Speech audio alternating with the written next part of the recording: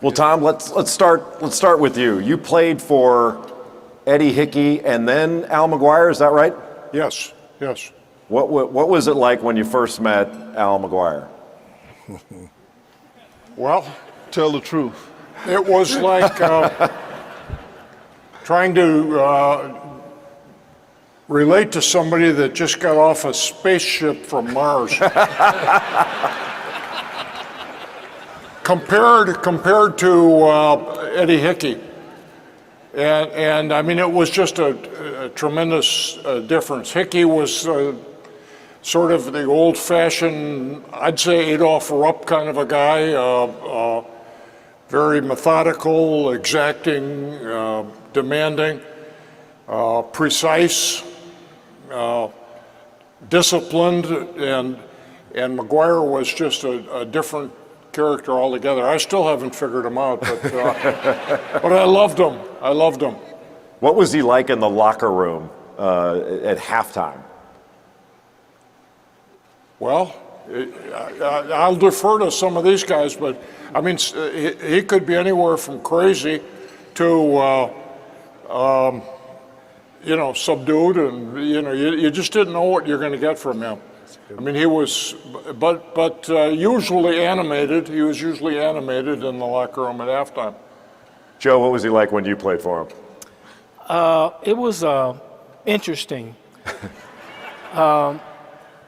Like with Tom's experience, I'd never played for a coach as intense, knowledgeable, and streetwise, I guess, is the best way to term playing for McGuire. But he knew basketball, but more importantly, he knew personalities. He knew what it took to push our buttons, as it were. I remember one game we were up by 6, and incidentally, he only fussed at us when we were up. He never fussed at us when we were down. And he told Rick Cobb and I that, you guys not rebounding or anything else. I can jump higher than you. We said, yeah, right. He turns around and jumps up on a 3-foot training table, and we look at each other and went out and kind of destroyed him on the board. Jim, what was he like in the recruiting process? In the recruiting process? Yeah. He came to our house. I was a senior in high school, and it was late. It might even have been July. I didn't even think Marquette was going to recruit me. And I remember he came through the door and the screen was torn, and he walked across, went in the house, shook my dad's hand, said hi to my mother, and the vinyl floor was torn, and you could see the wood, and it had splintered, and a couple of the couches had cinder blocks on them just to keep them up. And he sits down in the worst chair in the living room and just disappears in it. And I remember him looking around, and my dad sitting over there smoking a Marlboro, and he says, "Nice pad, Jay."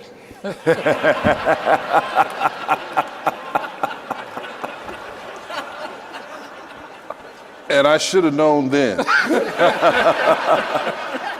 But he did tell my dad, he said, look, if he does what I tell you, my dad, his name was just initials, JW. He said, Jay, if he does what I tell him to do, he'll be a pro. And no words have been truer than that.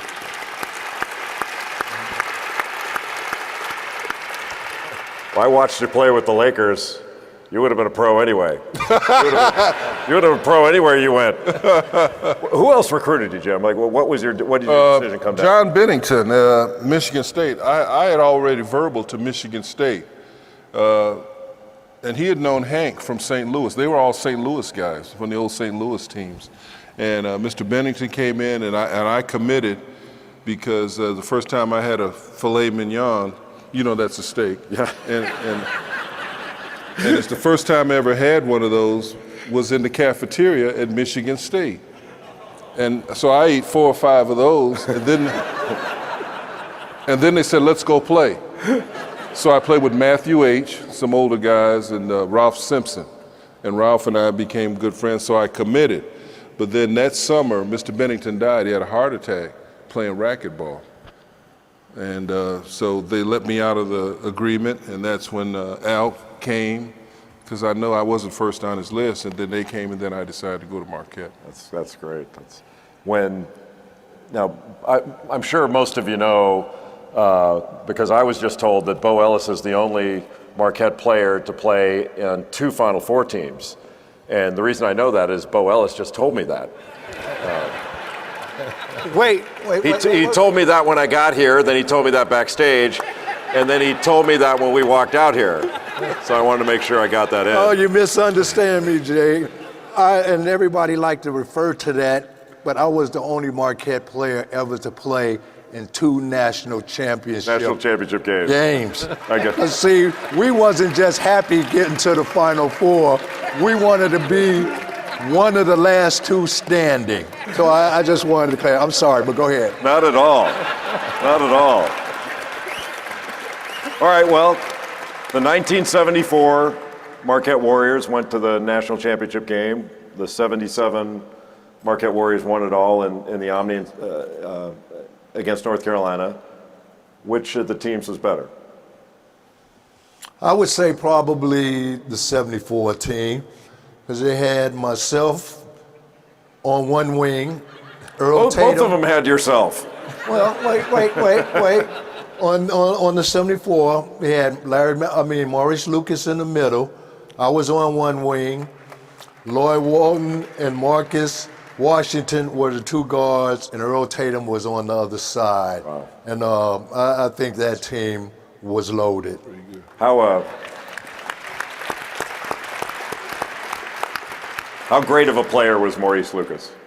Luke was a very intimidating, very physical, and very fierce individual.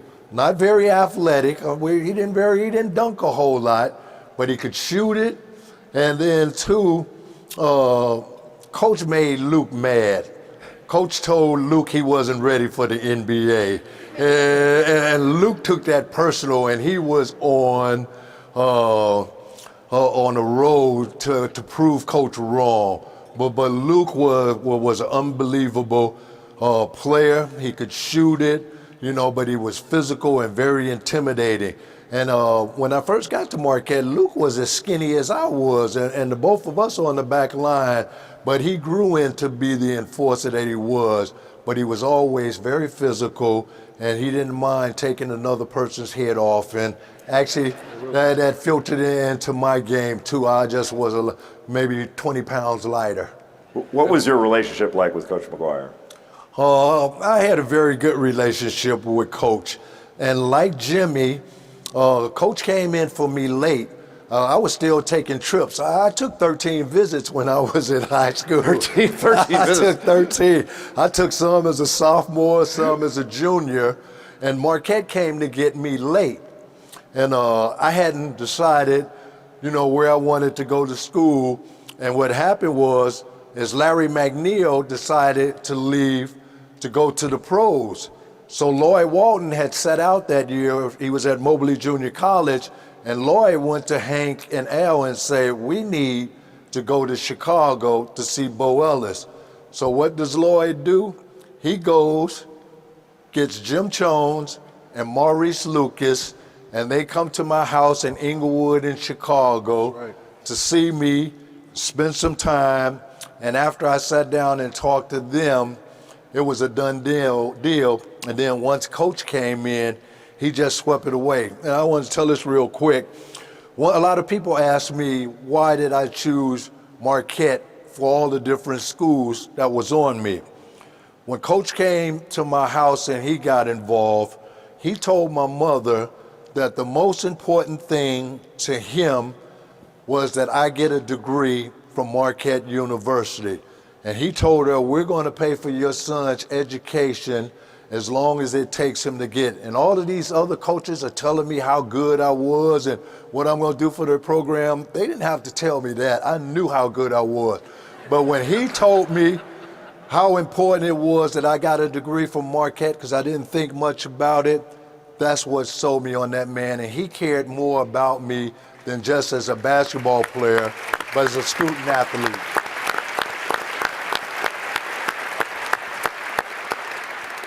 Butch, would you care to have a rebuttal on the 77-74 team thing? Because I know the 77 team had one thing that the 74 did, it had you. You know, usually I don't disagree too much with Bo. You know, he was my big man. Is it because he can't get a word in edgewise, or? That's part of it, but we know why. We know why the 1977 team was better than the 1974 team. The 1977 team had the Player of the Year.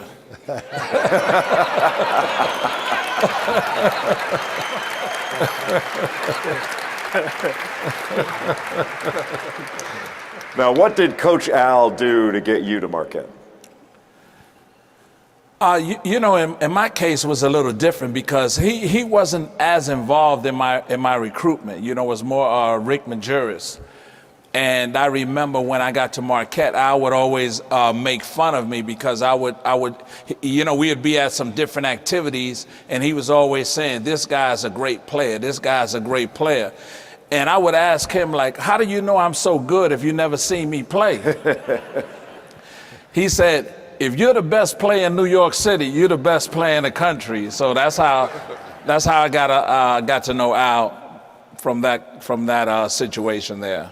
Yeah, you'll always hear commentators like me talking about the relationship between the point guard and the coach, that the point guard's got to be in tune with the coach. Were you in tune with Coach Al all the time? Pretty much. We had a situation when we played. It wasn't so much the one guard or the two guard, because we had Jimmy Boylan, myself, and Rosenberger on the 77 team, and we all shared position. We were all playing the point guard along with the shooting guard. Basically, whoever had the ball was the point guard. Whoever had the ball.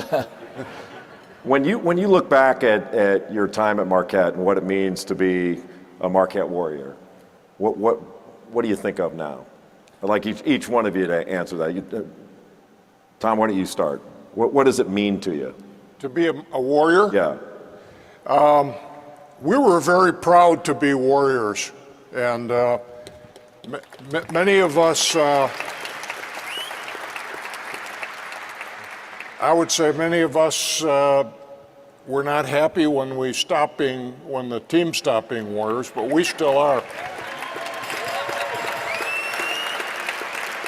I don't mean to cause any friction, but we were proud to be Warriors, and I think some people still, occasionally an announcer and that will still refer to Marquette as Warriors, the current team, mistakenly, but I don't know. I thought it was a very good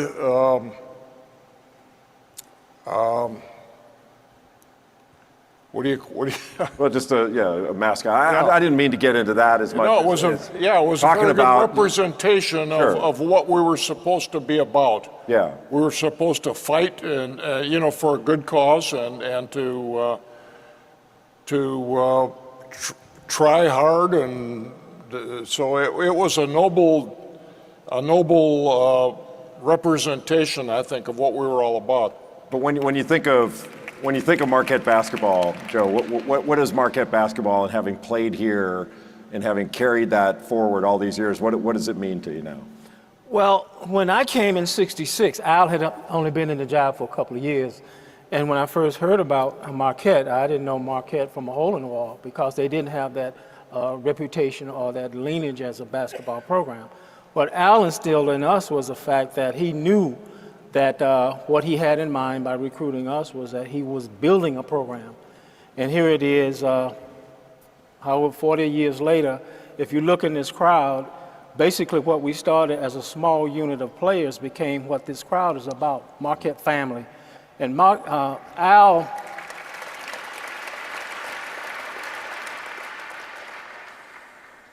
made us love one another. He beat us so hard that we couldn't do otherwise. And we would start our training in August when it's like the weather now. And we'd practice unofficially, kind of just out and just playing. And then when the season started on October 15th and we got to our first game, we play somebody like St. Mary's of Minnesota or whatever, and that poor team had to suffer our wrath from having to beat up on each other all year. So in that experience, we became close, we had each other's back, and as the new crops came in, we made them a part of that. And what that has grown to after 100 years of Marquette basketball, again, is what you see tonight. We're family. People talk about the Notre Dame tradition, the North Carolina tradition. I wouldn't trade Marquette family and the tradition that we have for any of those programs.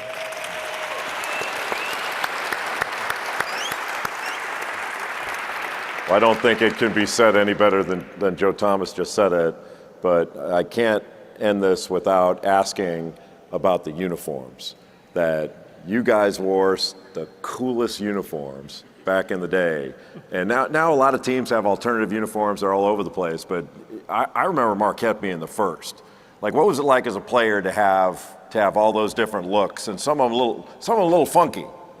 Well, Bo designed a set that I won't take credit for, but the bumblebees, didn't they outlaw the bumblebee after a year or two? Because the guys were saying when we were jumping, it was hypnotizing them. And that might have been an Al McGuire plan. Were you the first to wear? We were the first to wear. Well, And what we would do is that every year in the tournament, Al would come up with new uniforms. But for you, those of you who don't know, Al was a very part of the Sandnet Corporation, who makes uniforms. Medalists. Sandnet medalists, yeah. Sandnet Medalists Corporation. Sandnet? So Al was in marketing mode when he brought the bumblebees out. And when he first brought them up to view for us in practice before we came to the NIT, we said we're not wearing those uniforms. But with Al, there was no democracy. He made the decision to go to NIT, and he made the decision what we wear. So we entered into negotiations to compromise. They had socks that looked like Big Bird socks. So what we told Al, and we agreed that we would get rid of the socks. We'd wear the uniforms if he let us get rid of the socks. And then we went out to the NIT, and that's when the refs started complaining about it seemed like a kaleidoscope when we were running around. They couldn't see the numbers, and they outlawed them from that point on. But from what I understand, they had hundreds of orders of those things from high schools and colleges all over the country. So what are you saying, Joe? That Coach? Coach ran the club. Coach ran the team. Well, I could go on talking to you guys all day. We'll keep going if you can do one thing. If you can spell Wojciechowski. Next group. Let's hear it for the second era of Marquette basketball.